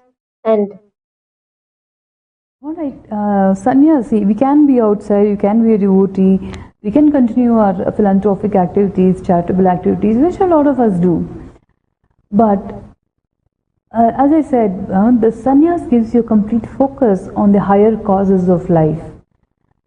Earlier in this, a few minutes back when we were talking, I had told you like how the suffering for human beings, I have not found a permanent solution. I felt there was no solution that permanently could help people walk out of suffering. Till I met Swamiji. The moment I met Swamiji, and when you experience the transformation in you, I knew this, what Swamiji is doing to the world so selflessly, is the only solution for the world. And when see, the problem with words, I realized nowadays that they're so limited and you really can't express the entirety of what Swamiji is or who he is or what he's giving to people. When you see that, that's such an inspiration, how selflessly Swamiji does. That higher noble thoughts, again noble thoughts is for a human level I'm just talking about. Those are what attracted me, and I knew this was going to be the only focus of my life. When you see such a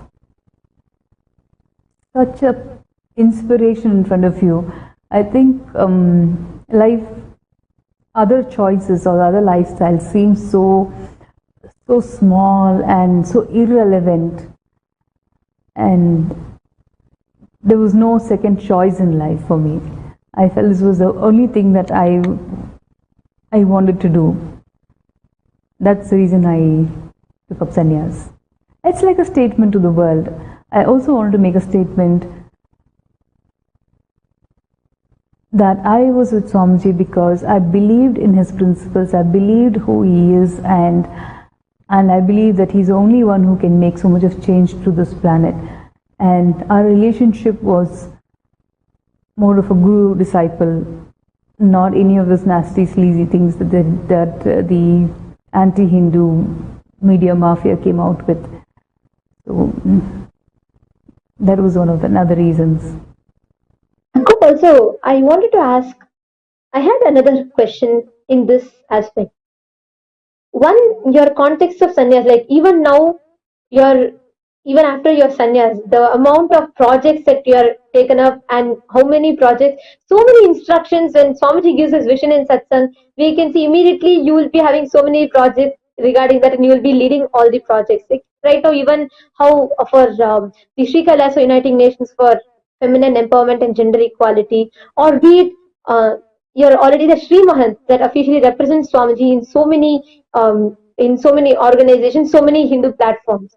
So while this is one aspect, how was your personal uh, side, like with your family? How was their response? Like, was that moment of receiving sannyas? Because for normal people itself, I have seen so many people, they'll have a long waiting process, a lengthy process of completion with their family. Of course, it's not going to be easy parting with the family, but especially you were sharing your whole life. You were working for your family. You were so close to them. So, how was that moment of you receiving sannyas? Was it dramatic, or how was that whole thing?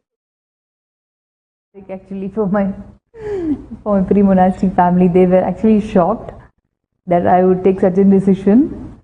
But as I said, I was very clear on my decision that I was not going to change it ever. And when especially my pre-monastic mother, she had become bedridden when she heard the news.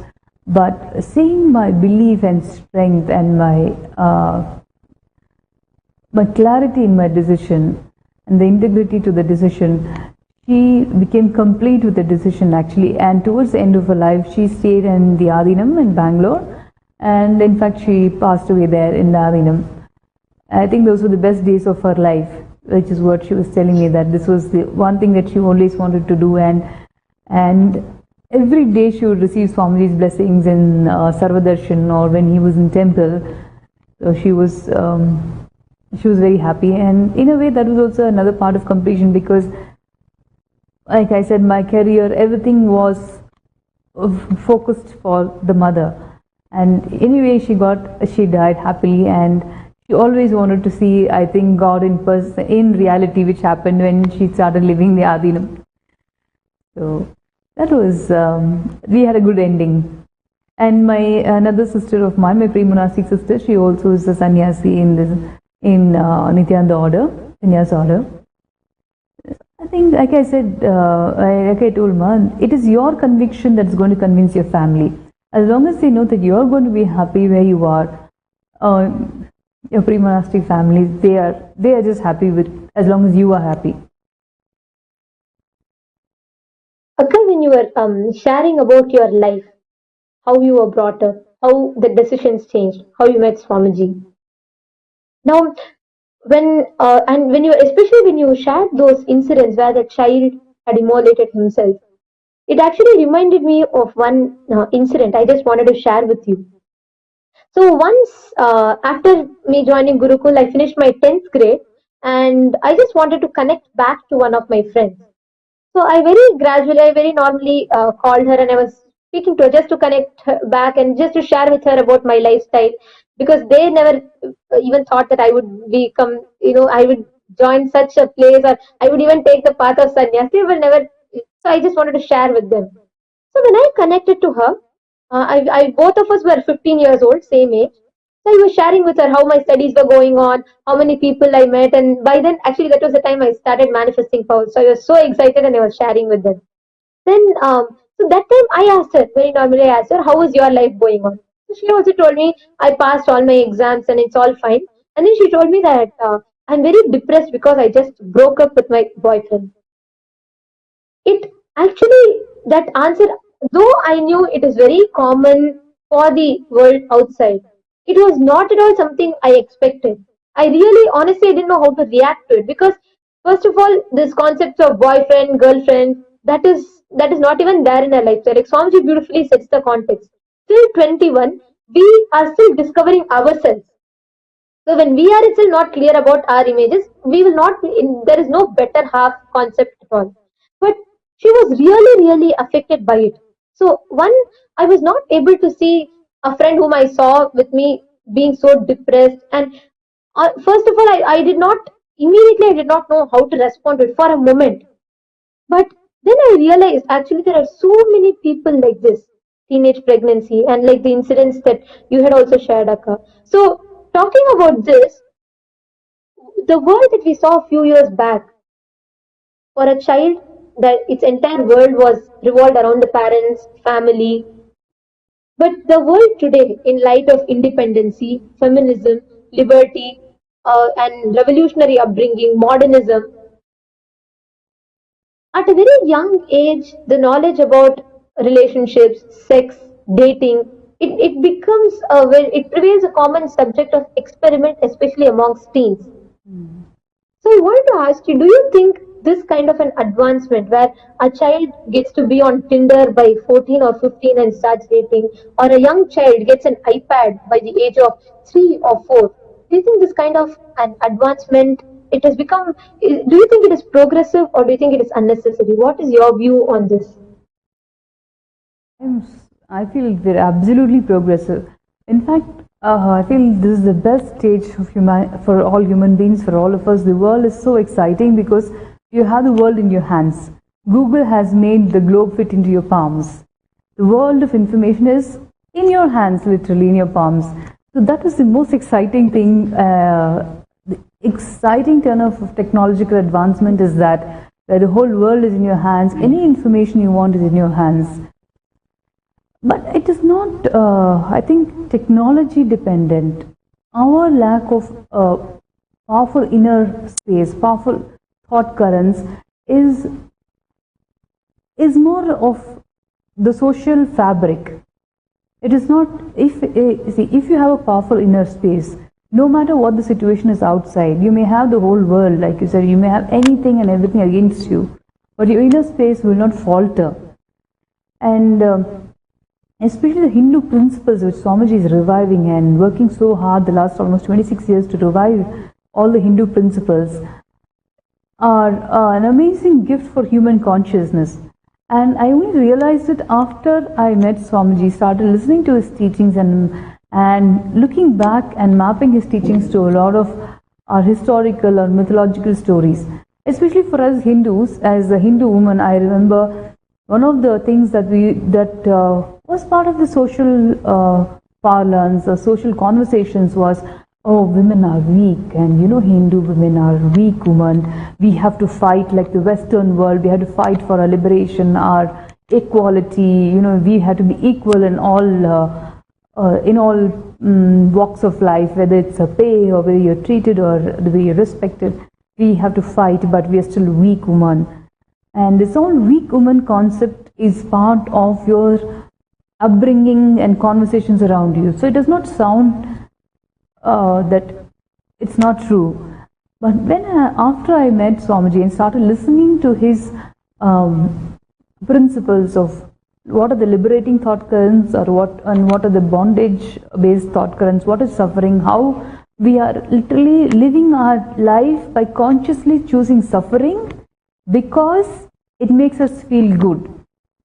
We are not in understanding this for a long time. It took me to understand, but when I started understanding and looking back, I understood that the Hindu history, especially the history of the Hindu woman, is filled with powerful women who were inspirational leaders, and they were in all walks of life, but not with the idea of feminist equality.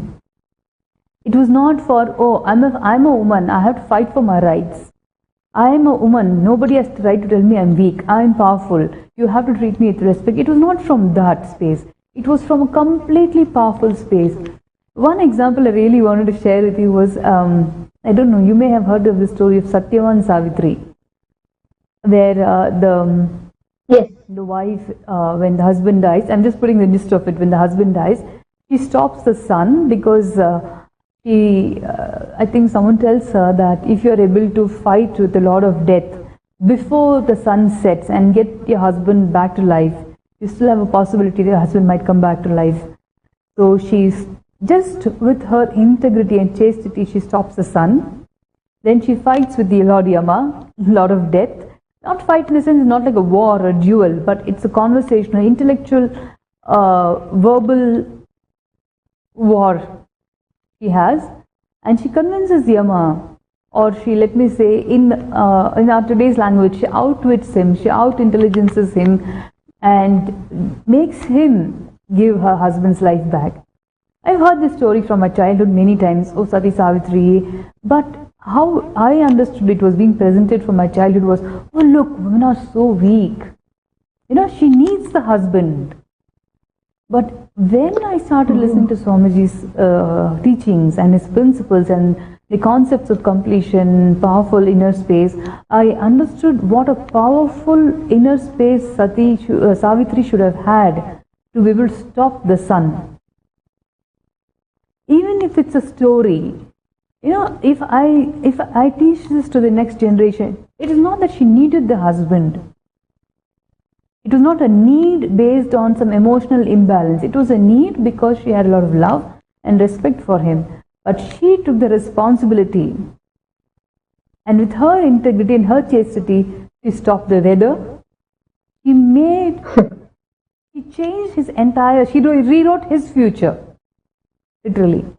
And she gave him birth. So what kind of inner space at that moment, in today's world, if anybody is grief-stricken, you forget everything else for many, many days. It takes you a long time to come back to normalcy. But this young lady, her husband is just dead, but she is not overcome with grief.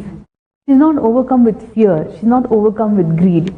She has a very clear and very chaste and integrated thought current that she is going to get her husband back to life. She is not crying, she is not asking society for help. She herself does it. That powerful inner space, instead of teaching, oh look at that poor lady, she needed her husband back, so she fought and she got him back. Instead of that teaching, if this whole thing, all these Puranas, the mythology, the concepts of life itself are taught through Swamiji's powerful cognitions, then life would be the planet would be so much joyful, I feel. That is one of the reasons. Akka, when you're telling me, I'm able to resonate with it so much because I just wanted to share one small incident. So, because I feel we have such a blessing to be brought up in Gurukul with so many people who are there to continuously remind us with Swamiji's powerful cognitions. Because I still remember, this is like one of my I will never forget this one moment where I had come with you to Chennai and I had one of the most silliest of doubts, I would say silliest of issue.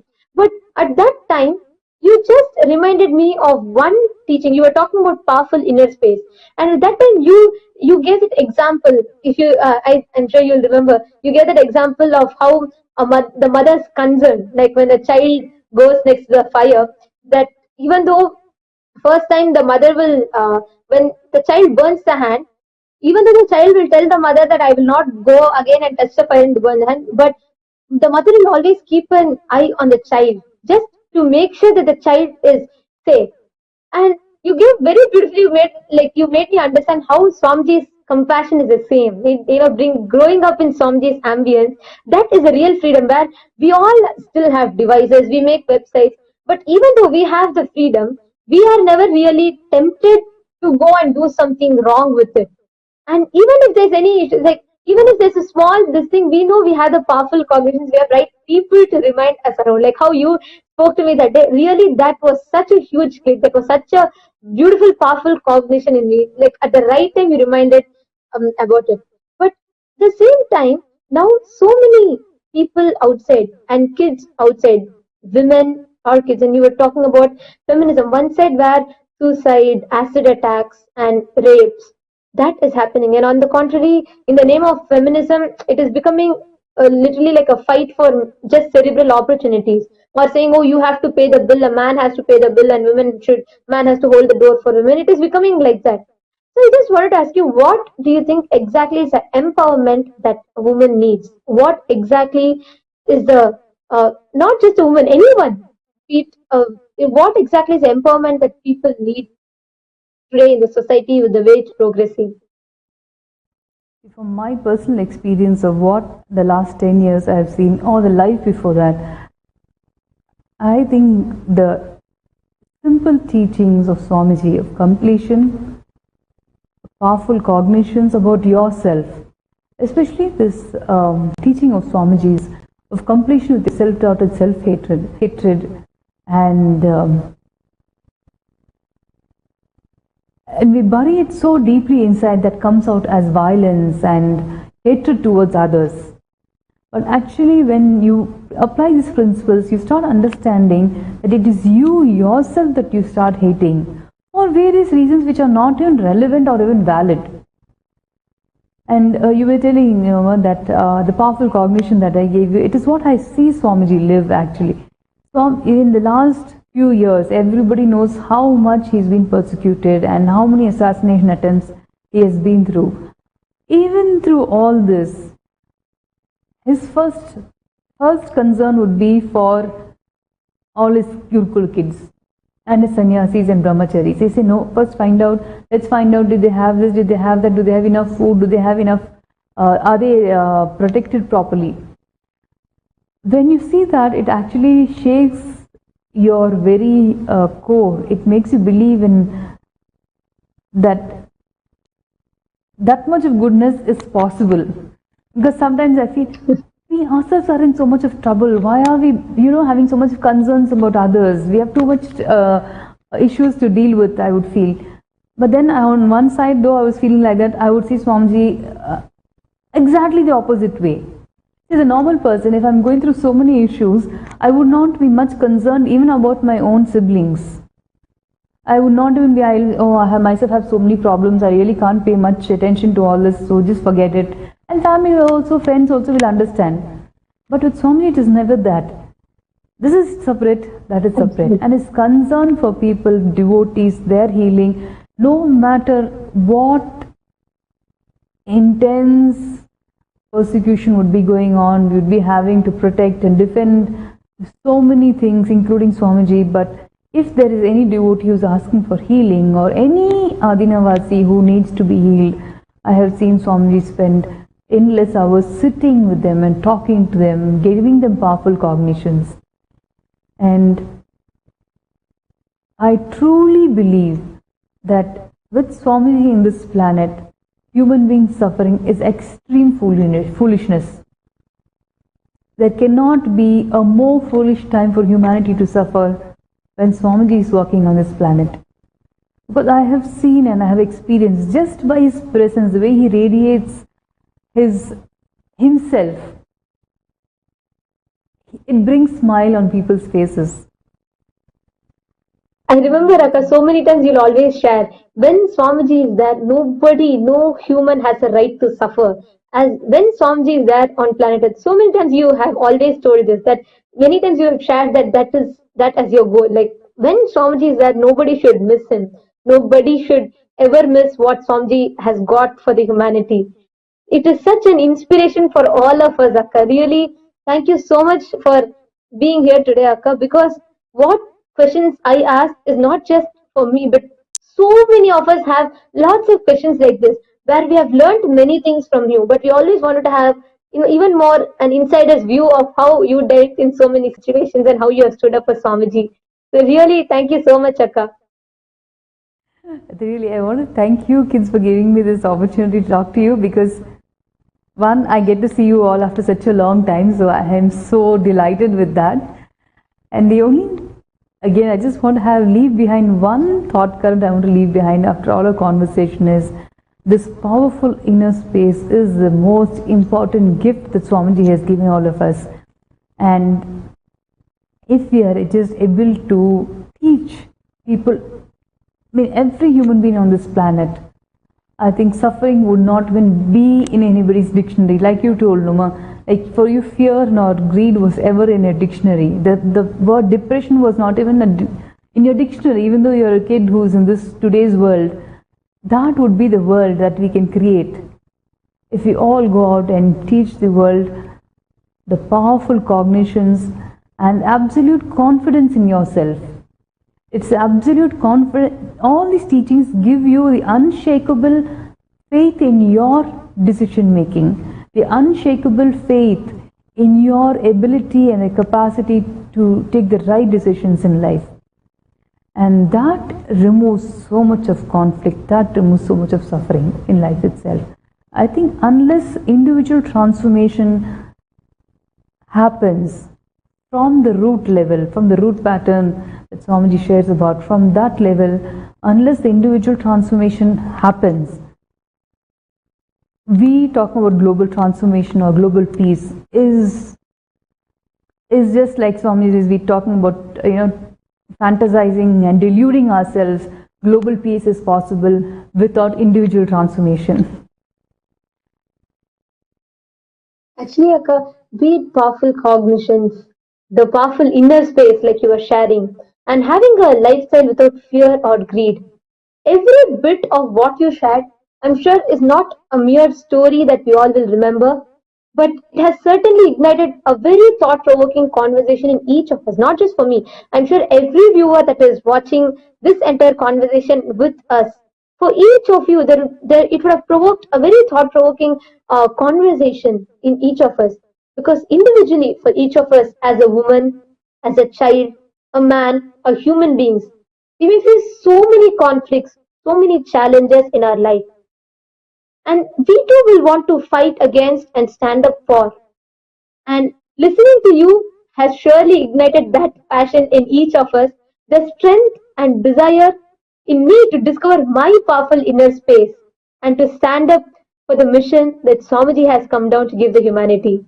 And Akka, really, you have set such an example of the strength of a chaste woman, because every bit of what you shared, it is not just a story of it is not just your experience, but the context, the strength, the devotion, the chastity and integrity that you have. And actually, all the viewers, I can resonate with each of you, that sparkling inspiration in each of you, waiting for your personal journey to discover your powerful inner space. Really, thank you so much, Akka, for sharing. I would never forget this moment in my life. I'm so happy that I, out of all, got a chance to have this conversation with you and have show a new perspective to the world about what a chaste woman can do. Thank you so much, Akka. Thank you, Ma. Shall we finish with the Purna Mantra? Yes, Akka. ॐ पूर्णमदः पूर्णमिदं पूर्णात् पूर्णमुदच्यते पूर्णस्य पूर्णमादाय पूर्णमेवावशिष्यते ॐ शान्ति शान्ति शान्तिः हरिः ॐ तत्सत् सर्वं भगवत् श्री नित्यानन्द परमशिवपादुकार्पणमस्तु ॐ नित्यानन्दम्.